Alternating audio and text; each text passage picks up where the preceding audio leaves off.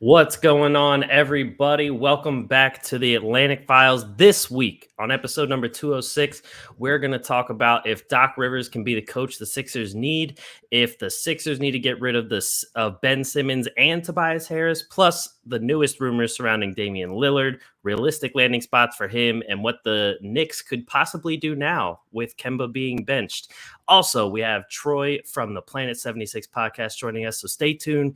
Watch this episode coming up right now. The following podcast is part of the Underdog Sports Podcast Network. For advertising information or to find more great podcasts, visit us at www.theunderdogsports.com and follow us on Twitter at RealTheUnderdog.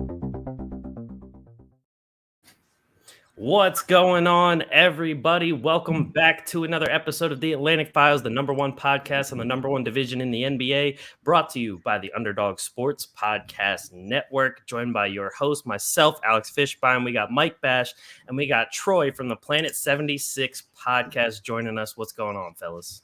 What's going on? Man?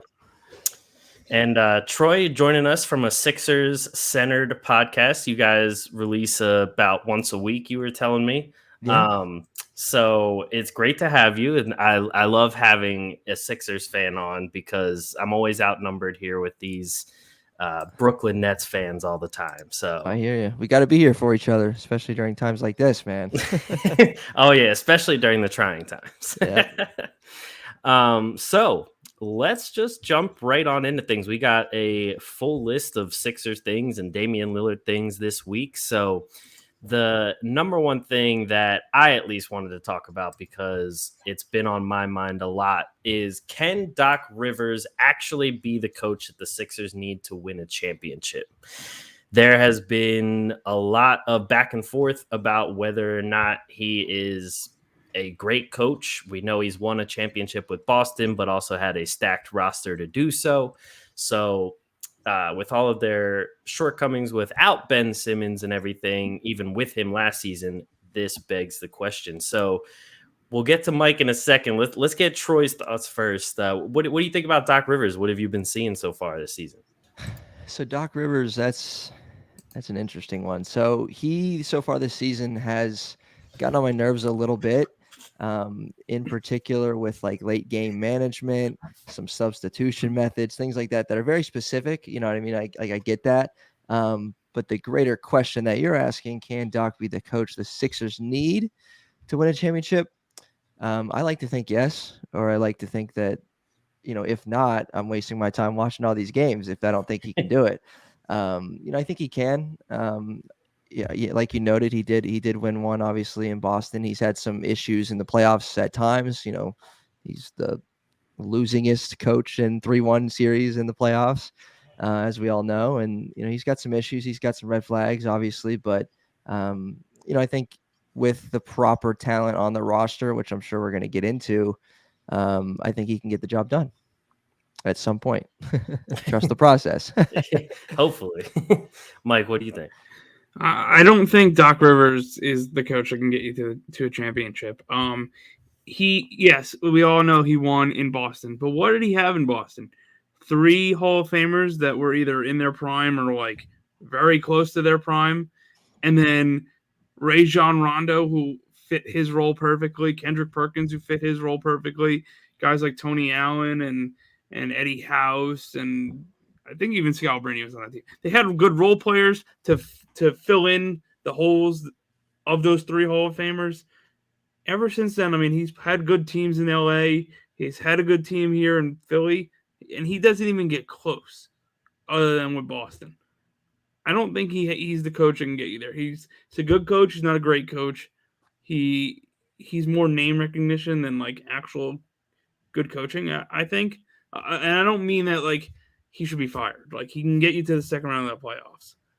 But the way the roster is constructed currently and Doc Rivers' ability as a coach, I just don't think that gets you to a championship. Now, if you go and tell me they trade Ben Simmons away and they bring in Damian Lillard, or they bring in, I don't know who else is available right now, but, they bring in like 3 good pieces, like, okay, then maybe, yeah, sure. But as of right now, even if assuming Ben Simmons plays, I don't think they have what it takes to get to a championship. Yeah, I mean, that is always going to be the biggest question.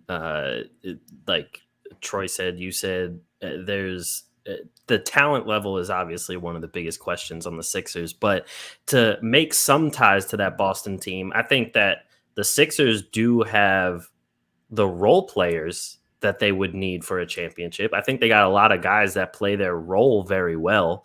I mean, you've got guys like Seth Curry, who's probably playing even above his role right now. George Niang playing his role very well. Drummond playing his role. You have those guys that can actually fill in for the roles that they need, but they don't have the 3 Hall of Famers. I mean, you have one that looks like he could be, as long as he stays healthy enough throughout his career in Joel Embiid. And then Tobias Harris is getting paid like he should be a Hall of Famer, but he's not even close. And then you have Ben Simmons, obviously, who's not even playing. So, I mean, say you put one more, superstar level talent on this team, maybe Doc Rivers can get you there. But I just feel like when it comes to the playoffs, if any game or series in the playoffs comes down to X's and O's and one coach out coaching the other, I don't have faith in Doc Rivers being the guy to win that coaching battle, especially like with the after timeout plays that I've seen him run, with some of the, as Troy, you said, with some of the rotations he's had and everything. I mean, just as a recent example, when I was at the game against the Timberwolves, they come all the way back with most of their starters in, and then they start the fourth quarter with an all bench lineup plus Tobias. And then they're down by like 16, 17, 18 again. And it just, I understand you want to rest some guys for the end of the fourth quarter, but you also need to keep some sort of spark going. So all in all, like he's a good coach. He's one of the best coaches the Sixers have had for a while now. I mean, the Sixers have had a long line of god-awful coaches. So Doc is good in that respect, but championship level, I just don't know. And it definitely does come down to talent dependent. I mean, that's really all I can give him at this point. Yeah. But so that brings us to say, we've been talking about the talent on the Sixers. We've been talking about, what they might need. So that brings us to the next question. Do the Sixers need to trade Ben Simmons and Tobias Harris to actually compete for a championship, or does it just need to be one or the other? I mean, obviously at this point, if you trade Tobias, I really don't see Ben Simmons ever coming back and actually playing for the Sixers. But I think that if I have to say it right off the rip, I think Tobias just needs to be traded. That whole contract plus what he's giving you for that contract is a net negative, if you ask me. So I think you know how I feel about the current makeup of the Sixers. And I told you 3 seasons ago or 2 seasons ago, the Sixers' current construction will never work, because in the playoffs, when games get tight, it turns into ISO ball. You can't ISO ball a 7'2" center, and you can't ISO ball a guy who can't shoot, right? So that leaves you with your third option at best being Tobias Harris, being your go-to guy in playoff situations. Nothing against Tobias Harris. He's a fine player, but he's not a superstar. He's not a crunch time, get the ball in his hands kind of player. That doesn't mean you can't win with Joel Embiid or you can't win with Ben Simmons, but you can't win with them together because they just don't fit. If you got Damian Lillard, even if you had Jimmy Butler instead of Ben Simmons, I know you had him in the past, but I'm just giving you an example of like if you went and traded Ben Simmons, you know where I would trade Ben Simmons to? I'd trade him in Charlotte and go get a guy like Terry Rozier in a trade. I mean, obviously there's more to the deal, but I'm just like, right. If you traded him to Toronto and got Siakam, like guys that can go off the dribble, pull up, ISO, win games, like putting the ball in their hands and win the game by themselves. That's what you need, like a Kevin Durant or Kyrie Irving or James Harden. All those guys on the Nets can do that. Granted, we didn't win last year because they all got hurt at the same time, but you need a player that isn't afraid of the big moment. You need a player that can take guys off the dribble. And right now you have your 2 star players, one who's not playing and one who is playing. Can't do either of that because you dump the ball. Your go-to move with Embiid is dumping the ball in the post, right? You double him. If you double him with 6 seconds left, he has to kick it out. And then you're relying on, okay, probably somebody's going to get an open shot, but it's going to be a guy you don't trust.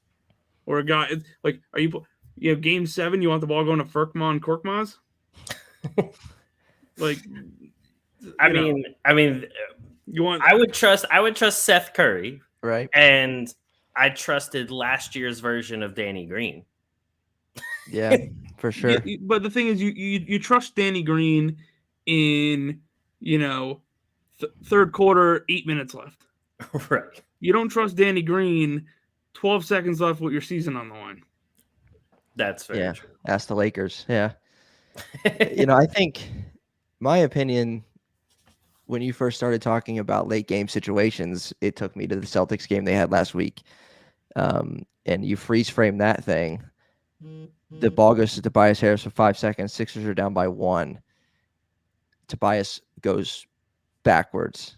He starts backtracking toward the half court line, and it just ends up a disastrous play. And that goes back to what you're saying, Mike. Like, the option there is, okay, you can go to Embiid down low, or you can ask Tobias Harris to make a play. And part of that goes back to Doc, because the construction or the who he put on the floor in that moment, there was no Tyrese Maxey, there was no Shake Milton to end the game. And so it is Tobias Harris, Niang, Danny Green, Joel Embiid, and Seth Curry on the floor. We didn't have anybody that can go get a bucket. He might have thought that Tobias Harris was going to do that, but he didn't.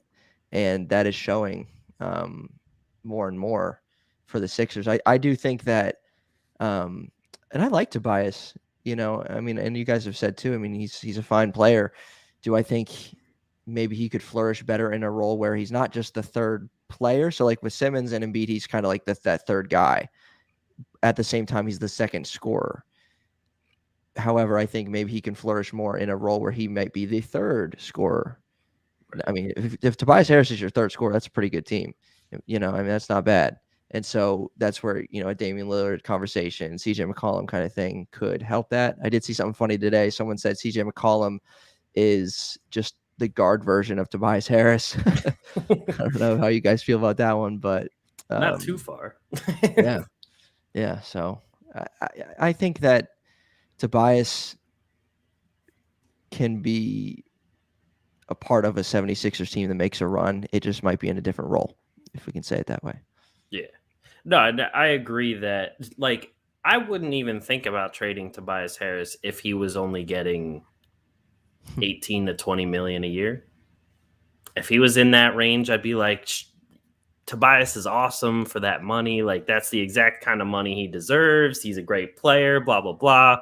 But the fact he is like the 10th largest contract in the NBA, and essentially he was supposed to be signed as the third guy, is insane. Right. And like you said, I think he would flourish too if he was the third scorer. When we had Simmons, Embiid, Butler, and Tobias, that was a plethora of scoring options and a ton of guys that if one wasn't on that night, the other could pick up the slack, and so on and so forth. And even then, nobody even cared if Ben Simmons even put up a layup at that point, because you had 3 other guys. But yeah, like that end of game situation against the Celtics, it was even, I feel like any other player in Tobias's shoes would have attacked full force, because the guy guarding him was Al Horford. Like, if you're supposed to be this star, or even just a, underrated star wing player, you should be able to beat Al Horford off the dribble, especially old Al Horford. Mm-hmm. So it does get painful at times to just watch how this team performs in crunch time, especially even, like, I'll go back to the Timberwolves game. The out of bounds play at the very end was awful. To set up a play to give it to Embiid behind the 3-point line in the corner where it's easy to get trapped. It was like, of all things to do, to go back to what Mike said, like he's not going to beat anybody off the dribble in the corner while he's getting double teamed. He's not even in the post at that point. So you're not even really giving it to him where his bread and butter really is. And he had Seth Curry wide open, but he couldn't even see him because he doesn't even know if he had the ball under control or not. So yeah, there's been a lot of rumors of if Simmons doesn't get it done in a trade for Portland, that a lot of people have talked about trading Tobias Harris for CJ McCollum. And I mean, I don't think it makes Portland any better unless it's like Tobias and maybe Shake Milton or something. But even at that point, I don't see Portland ever making a deal for Tobias Harris because their defense is already the worst in the league. So adding a guy like Tobias Harris isn't going to remedy anything in their situation. So is a good segue. This takes us to one of the other topics. Is the newest rumor is that Damian Lillard apparently wants to play with Ben Simmons, but in Portland. And there was another rumor on top of that said Damian Lillard was also growing frustrated with the situation in Portland because obviously they're not playing well. And he didn't get the choice in coach that he wanted because he wanted a coach that has been in that situation before. And obviously Billups is a brand new coach. So go ahead, Mike. What are you going to say? Well, I was just, while you guys were talking, I just plugged the trade into the trade calculator on ESPN, the NBA trade machine. Mm-hmm. I want to know what you guys think of this as you two Sixer fans. You give away Ben Simmons. Now, you probably have to attach a pick to this, like first or second round pick, maybe. I don't know. You trade away Ben Simmons and give a pick. We'll just say a first or pick swap or whatever to Sacramento for Buddy Hield and Marvin Bagley. I just don't. I would need one other player. I was hoping you were going to say Halliburton on that one. Well, I originally had Buddy Hield and Harrison Barnes in the trade, but the money was $10 million off. Now I put it in, and it's like dead even. My only issue there is with Bagley, more so than Buddy. He's been better of late. He's been a lot better of late. He's been better, but he's also injured all the time. Yeah, but he gives you a guy who at least gives the Sixers some sort of upside to chase. I mean, that's true. He has potential in a pretty high ceiling. All right, if you don't want Bagley, hold on. You can get Chimezie Metu, who started like 4 games for them. I mean, Metu's not that much better. If it was me, I would try. Does it work in the trade calculator to do like Simmons and Shake for like either Halliburton or Fox and Buddy? Well, I mean, it works in the trade calculator. It doesn't work in the Kings front office. I mean, hey, Fox and it looks right now that their guards don't work that well together. Fox isn't playing as good as he could. Would you want Halliburton and who? Buddy. Buddy, yeah. You're asking for a lot there. We know. Well, hey, that's why Simmons is still on the team. Yeah. Well, the trade doesn't even work because of the money. So you'd have to find someone for like, all right, we'll take Tristan Thompson and his child support owing. That trade would work, but it would be +5 wins for the Sixers, -5 for the Sacramento Kings. My trade was only 3 wins. So, I mean, you're being greedy here. Yes, we are. I mean, at the end of the day, Ben Simmons is a 3-time All-Star. He's made an all-defensive team. He was second in Defensive Player of the Year. I mean, I think he's worth a little more than Bagley and Hield.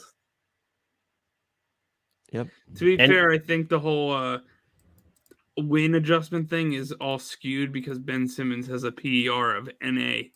So yeah. I don't think it's going to work. Yeah, I don't think they're taking anything of like his previous stats or anything into account. But I mean, it's not bad in theory. And I mean, honestly, if I'm Sacramento, what chance of anything do you have with your team right now compared to if you gave up either Halliburton or Fox for Simmons? Does it really change your outlook that much? Nope. Like if you got rid of Fox or Halliburton? You can't. Yeah. I mean, it's probably still not making the playoffs in the West. They do look better. Like Halliburton looks good. The Davion Mitchell pick, I think, was a really good pick. And guys are playing better. I think they did need to get Luke Walton out of there. But all in all, I mean, I think they should make some sort of deal to shake something up. But anyway, so yeah, all these rumors with Damian Lillard. Dame comes out and says like these people love drama way too much, pretty much saying that things are fake. But at the end of the day, I feel like he probably is frustrated with how Portland is. So this, and I'll also say this comes up to a boiling point where Portland also fired their GM. So does this speed up any sort of trade? Do we see Billups get fired? Like, what do you guys think is going to happen now with this all coming out and this all kind of, it's definitely going to hit a point that someone has to make some sort of deal because neither team is going the direction they want to go in terms of Sixers and Portland. Not saying they have to deal with each other, but one of them has to do something. So something's got to give. What you guys think? Something's got to give, I think, too. It is interesting. Damian Lillard, and I've talked about Damian Lillard so much, and I'm sure you guys have too. I mean, I want him. Obviously, he's Damian Lillard, but to me, the biggest thing that comes back to him is this whole. I'm trying to get into his head and this whole loyalty thing. I mean, he had a song called "Loyal to the Soil" or something like that, and like he is so loyal in Portland. I'm just wondering if that is like interfering with him getting out of there, and he's got to be frustrated to a level. I just wonder how much of a role that is still playing. And I think that I do agree. I think something's got to happen in Philly. Something's got to happen in Portland, and what that could look like, I have no idea. If you're going to tell me, do I want Dame or CJ in Philly? I want Dame in Philly, but at this point, CJ McCollum wouldn't be bad. It just depends on what the package I think would look like there. But yeah. Yeah. I mean, Mike, what do you think? I don't know. It's weird, like with Portland to say break up those two, Lillard and McCollum because they've been together for so long, and like they play well with each other, and they're not the reason that Portland isn't winning. Yeah. Mm-hmm. But what else does Portland have to offer? Like, that's the problem. Are they offering picks and guys like Nasir Little and Anthony Simons? That's like an Andre trade in our fantasy basketball league. They're going to offer a bunch of their, not valuable things for a star player. But here's the thing: the longer Philly waits, the less valuable Ben Simmons becomes. But the longer Portland waits, the farther and farther they get away from the playoffs. So True. where does somebody give in? And that's the problem. I think after Christmas we'll see a trade. I could see that. I mean, because I feel like usually by Christmas and the New Year bridge is usually when you start figuring out which teams are sinking to the bottom and not coming back. I think that for Ben Simmons, the Sixers are, so worried about his mental health that they will allow him to spend the holidays where he's most comfortable in his home and not in on the move. Oh, for sure. Magically, I think once he goes to Portland, his mental health is going to clear up and he'll be as good as he's ever been. So, I mean, then he'll get back to buying a new car every week and some more. Well, I mean, to be fair to him, if I made $30 million a year and I looked at my bank account and I was broke, I would be struggling with much more than mental health. But, exactly. I can't blame him for that. My biggest thing with Portland too is just they put themselves in this situation because they made deals and everything where they were trading away assets and stuff for, I mean, pretty much like nothing. Like they offered up a couple of assets for Larry Nance Jr. They put a bunch of assets on the line for guys like Nurkic and for I'm pretty sure they traded for Robert Covington. I don't think they got him in free agency.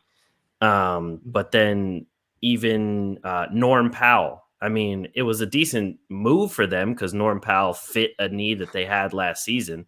But now, I mean, he's doing okay, but as a whole, the team isn't getting any better because of Norm Powell. So they kept making all of these short-term moves, it seemed, and now they're at this situation where it's kind of like, all right, we made all these moves, did all these deals, and what do we have to show for it? They had one good playoff run, and that was about it. So, and it seems like Damian Lillard's involvement in a lot of stuff, decision-making, hasn't been where he's wanted it to be. I think he's voiced that at times. And again, what's going to be the straw that breaks the camel's back for Dame to say, okay, get me out of here? Exactly. And we've talked about this before on here with Mike and Dennis, and I've said I'm scared of that same exact situation happening with Embiid, because Embiid has talked about coaches that he's liked. He wanted to keep Jimmy Butler. He wanted, certain guys to stay, like JJ Redick. He wanted to offer the certain guys certain money. And he even had Colangelo on his stupid burner accounts talking trash on him. Like, I fear the same exact situation with Embiid, where it just hits a point that it's just kind of like, all right, why am I even here? Why am I going through all this pain for no reason?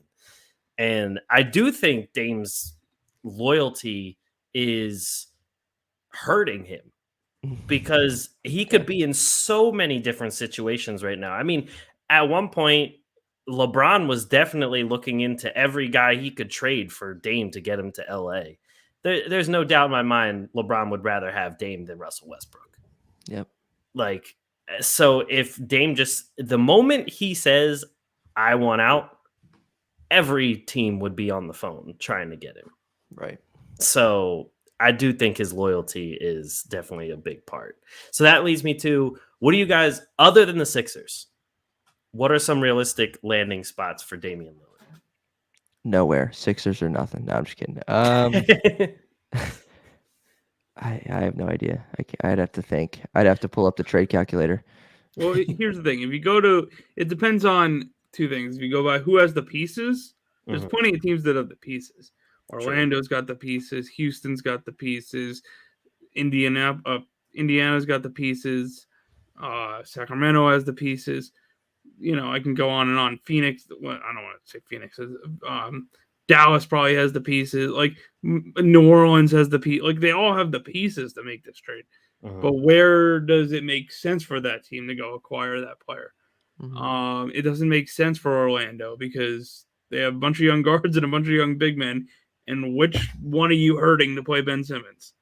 It makes a little sense in Houston, because it gives them a player to kind of market outside of Jalen Green. Although the problem is you got baby Jokic and Sengun coming up in the in the wings there, and is if Ben Simmons is going to be adamant about playing on the ball, then it's going to hurt a lot of these teams, because you're talking about trading Ben Simmons. Yeah.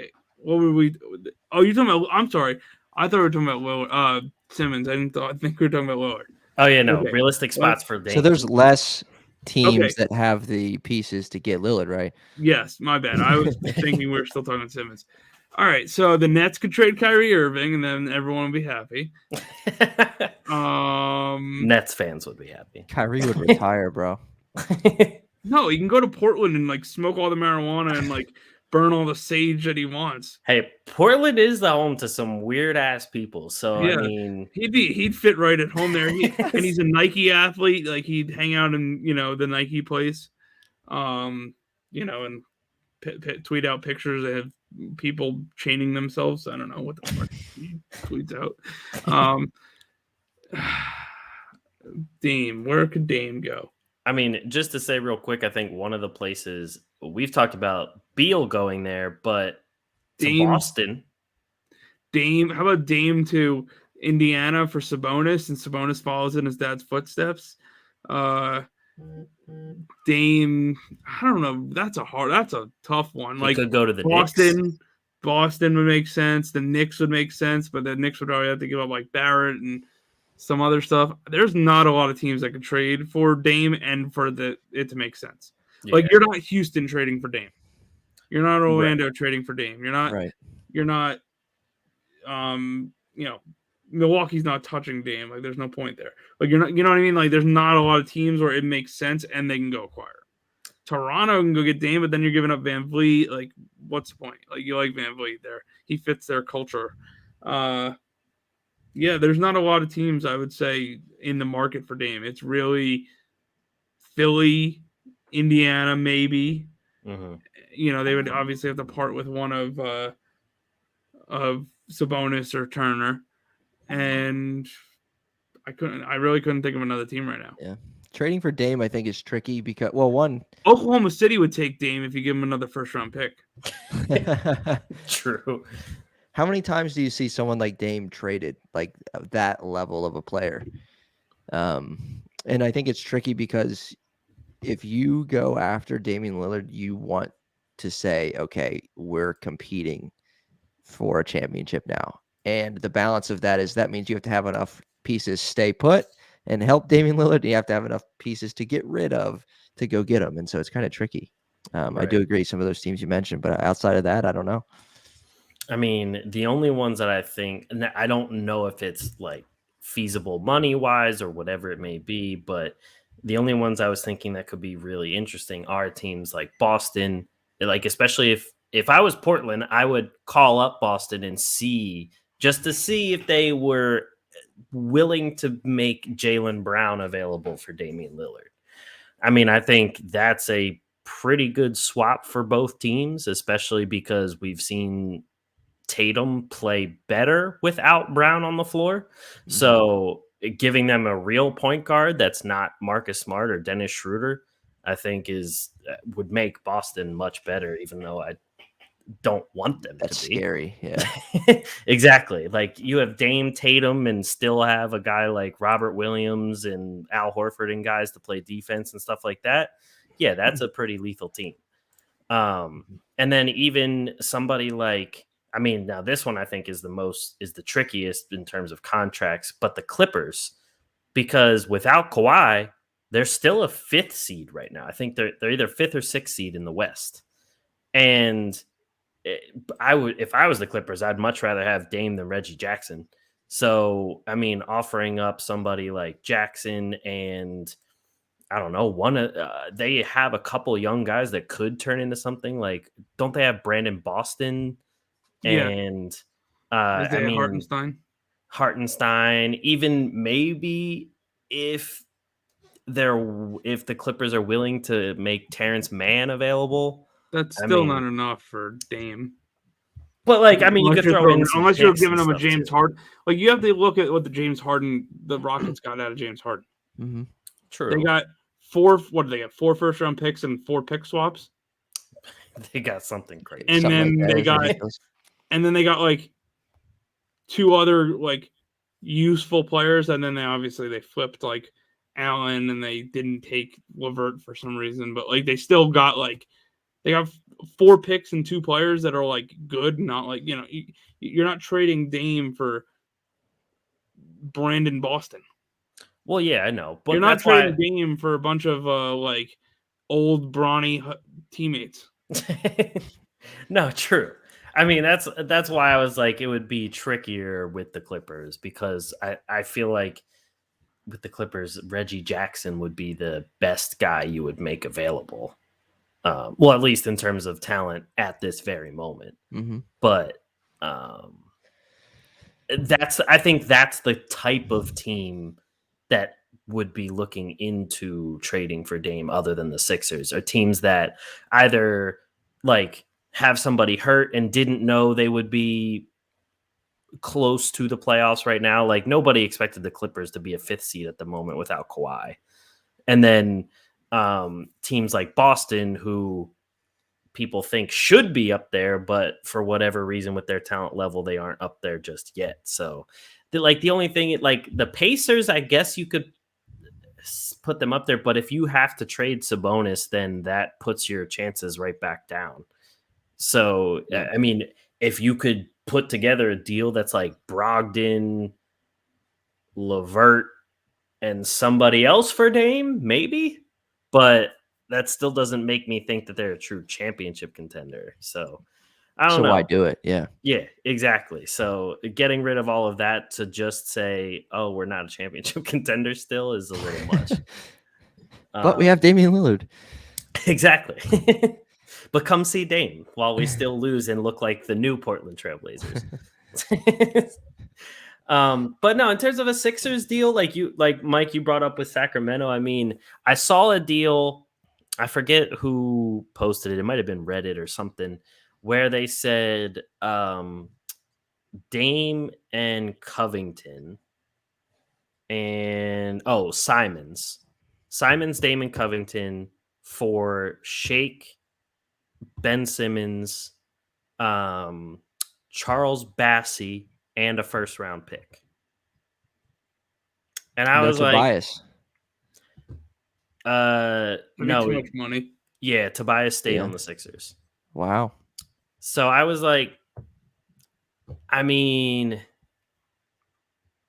from a Sixers standpoint, that's not bad. No, sign me up. Bringing in Simons, Covington, and Dame. Yeah. But from a Portland standpoint, like, okay, first round pick, it's going to be a late pick, obviously. But then, I mean, Shake, decent young player. Ben Simmons, the potential with him, whatever.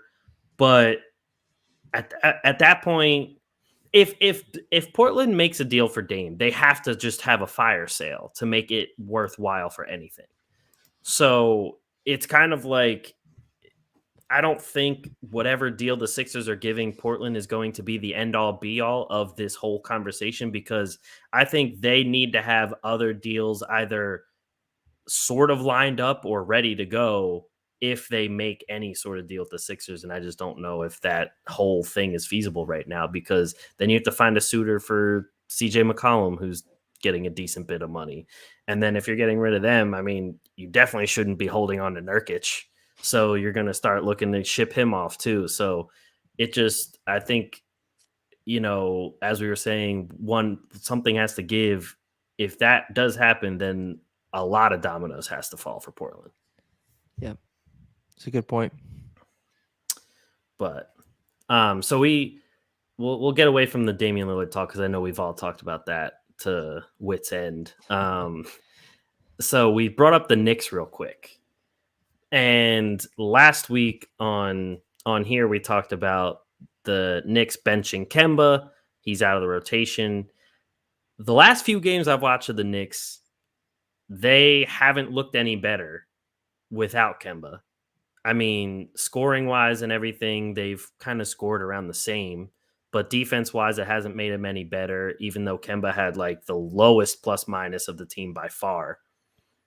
So at this point, it's like, do the Knicks just have an issue with consistency, or do the Knicks have to make a move to even be considered any kind of playoff contender anymore? I think that's more consistent. I mean, they were the 4th seed last year True. with a roughly the same team in a roughly the same conference. Can't think of anyone big that really came into these. Like, unless I'm wrong, there's been no big shift in talent to the East, right? I mean, Miami got better. I mean, yeah, but Miami got better, but Toronto got worse. True, but I mean, you also have.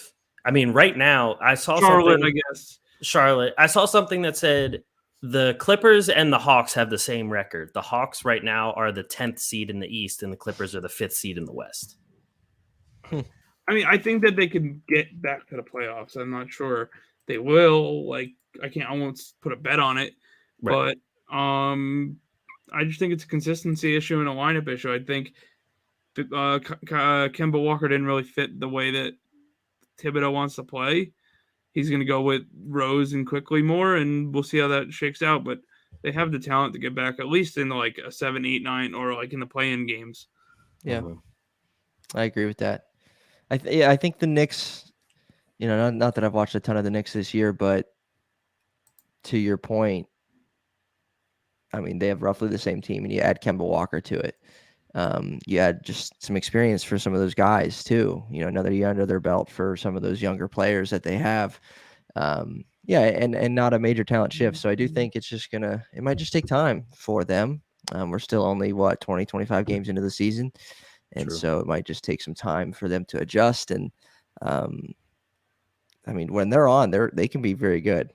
I mean, the Sixers saw it early on in the season. I know that was really early on, but I did not look forward to playing them because they look good. And so, not that I hope they're going to figure it out, but I think they can. Yeah, no, for sure. I mean, I do think consistency is a big problem with them, especially because RJ Barrett has one game where he looks like, I mean, he's exactly what he was written up to be, and then disappears for like 10 games. So there's a lot, I think, that just needs to happen for the team in general to click, and they can be right back in the mix of things, especially with a Thibodeau led team. So I don't think I don't think that anyone needs to hit the panic button just yet, but I think it's like the covers off of the panic button at this point. I like that. Okay. Okay. But so that's kind of all the topics we had written up. But before we go, Troy, I know as a fellow Sixers fan, you follow the team very closely as well. I just want to hear what you think of, the process as a whole, how it's been. Because, I talked to Mike and I talked to Dennis, and they're like, oh, the process it's not a thing. It's a bunch of BS. They're not winning anything, blah, blah, blah. So I just want to know what you think of it, how you think it's going to end up, and like what kind of like predictions, or even like a bold prediction that you have for the Sixers moving forward. I like it. Yeah, the process, it's been a lengthy one. And if you don't believe in it, you weren't there for the 10-win season and the 20-win season and so on. That's kind of how I feel. I do think that I still believe, you know what I mean? In these last few years as a Sixers fan, I've enjoyed being able to say, the process has worked in a sense, to the point that we're on a stage that matters, the point that like we're known around the NBA, because, we have nationally televised games now. Like, what's that like? It's just different. and it's a good feeling that I'm still like enjoying over these last few years, just to know where we came from, because I was there during the dark days. You know what I mean? Mm-hmm. And a bold prediction, and I think that the process ultimately is only going to be a success if they win a title, period. Sure. Do I know that's going to happen? No, but like, I'm not going to look back 30 years from now and say, man, that process was fun. We didn't really get anything out of it, but it was fun. What's going to make it fun and worthwhile is a title. And so, I hope that they can get that one day. Maybe that's going to mean Damian Lillard is coming to Philly. I don't know. But it's certainly not going to be the team that they have right now. I do know that. I'm not crazy. It's going to require getting something for Ben Simmons and getting him to where he wants to be, or I guess where he wants to be is out of Philly. So whatever that means. So anywhere. So anywhere else. But yeah, it's been fun. I love being a Sixers fan. I know there's moments where it can be hard, just like Philly sports in general, as I've heard. But I love it. So, 30 years from now, when you talk about the process, you're going to have to remind your grandkids of the days of Henry Sims and Hollis Thompson. I was at the game, not the last game, but the game before. I saw two kids. One had a Tony Roten jersey and the other had an Arnett Moultrie jersey. Oh my goodness. Arnett Moultrie. Oh my God. That's probably one of 10. I was like, whoever the parents, that's the greatest parenting I've ever seen. That's awesome. The fact that they actually bought their kids those jerseys. And there's one guy that I just thought of. I want to see if he played I think he played on the Sixers. What's his name? He did. Awesome. Jarvis Varnado. Oh yeah, Varnado. Jarvis Varnado. I remember. I forget if it was the TV guys or the radio guy that called him that like tied his name into a Sharknado ad. But He I came love out Ish the Smith, same who year we're as gonna John see Walker tonight now. in Charlotte. I loved Ish Smith on the. That was when he broke that 19-game losing streak when they traded 2 second-round picks to get him back. Yeah, he was good. Oh, He's man. fun. He seems to play well against the Sixers, I think, too. So we'll see how he does tonight with Oh, yeah. Charlotte. All the old process guys, I feel like, kill the Sixers every time they play against them. Yeah. Jeremy Grant, TJ McConnell, Christian Wood, everybody. But Mike, you got any? Unless you have anything to get off your chest, I think we're done here. No, I'm good. Except for the Nets playing like shit and James Harden being out of shape and reminding me of Darren Williams. Oh God. I'm glad you got that off your chest. Is he? I mean, at least he doesn't look Zion out of shape. No, not yet, but we're getting there. Those latest pictures of Zion, that picture man, was crazy. he's getting into that gumbo down there. That's what I was about to say. Yeah, he's hitting that gumbo for sure. I visited once. The gumbo's hard to stay away from, so I understand Zion, but like you're getting paid a lot of money. Well, I appreciate you guys having me on, man. This has been fun. Yeah, we appreciate you jumping on. If there's anything, social media, is anything you want to plug? Yeah, man. Ahead. Yeah. So we're Planet 76 Podcast. You can find us on Instagram at Planet 76 Podcast. You can contact me, Planet 76 Podcast Gmail. That's the best way to get in touch with us. And yeah, we record episodes once a week. All the major platforms, Spotify, Apple Podcasts. We even show it on YouTube as well. And so if you're looking for Sixers focused content on a weekly basis, we're the podcast for you. So thanks. Cool. Awesome. And anyone who's watching on YouTube will have a link to their show in the description down there as well. So make sure you check that out. Thanks for joining us, Troy. And looks like that's it for us. So thank you, everybody, for listening to another episode of the Atlantic Files, the #1 podcast and the #1 division in the NBA, brought to you by the Underdog Sports Podcast Network. As always, we'll join you guys next week for a new episode. Thank you guys for listening, and we'll catch you guys next week. Peace.